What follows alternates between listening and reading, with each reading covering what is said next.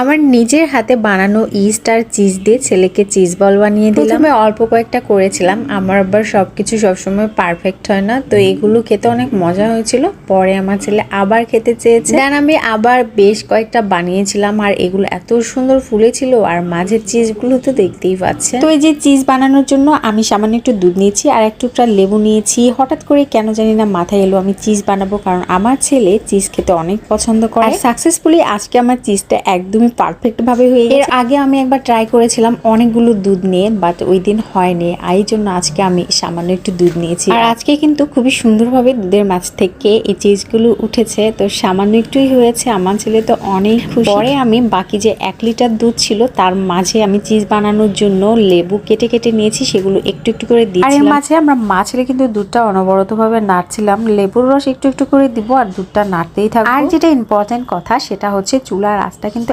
একদমই মিডিয়াম লো হিটে রাখতে হবে। আমি তো একদমই লো হিটে রেখেছিলাম। কাঁচা দুধটাকে চুলায় দেওয়ার পরে আঙ্গুল গরম সহ্য করতে পারে এমন পর্যায়ে এলে তখনই লেবুর রসটা দেওয়া শুরু করব, তবে একবারেই বেশি না, একটু একটু করে দিব। আর এভাবে করেই কিন্তু দুধ থেকে চিজ ওঠা শুরু করবে, আর তখন কিন্তু আমার ভীষণ ভালো লাগছিল, আমার ছেলে তো আরো অনেক বেশি খুশি। আর এই যে আটা দিয়ে আমি একটু ইস্ট তৈরি করেছিলাম, আর যে চিজটা তুলেছিলাম ওইটাই আমি ওই দুধের মধ্যে লবণ দিয়ে ভিজিয়ে রেখেছি কিছুক্ষণ। চিজটা কিন্তু খুব সুন্দর ফুলে উঠেছে, সেটা আমি ময়দার সাথে সুন্দর করে ডো তৈরি করে নিয়ে ছোট ছোট করে বল তৈরি করে তার মাঝে বানানো চিজও দিয়েছি, আর এগুলো কিন্তু সুন্দর মতো ফুলে উঠেছে। প্রথমবার ইস্ট বানিয়েছি, জানি না কেমন হবে, এই জন্য আমি মাত্র 3টাই করেছিলাম। আমার ছেলের খেতে অনেক পছন্দ করেছে, তো নেক্সট ডে আমি আবার বেশ কয়েকটা বানিয়েছি। সবগুলো চিজ বল আমি লাল লাল করে ভেজে নিচ্ছি, যাতে করে ভিতরে অনেক ফ্লাফি হয়। ইস্টের কারণে চিজ বলগুলো কিন্তু ব্রেডের মতো ফুলে উঠেছে, আর ভিতরে চিজগুলো এত সুন্দর হয়েছে, আমার বিশ্বাসই ছিল না আমি এই চিজগুলো বানিয়েছি। আর এমন লোভনীয় চিজ দেখে আমার ছেলে তো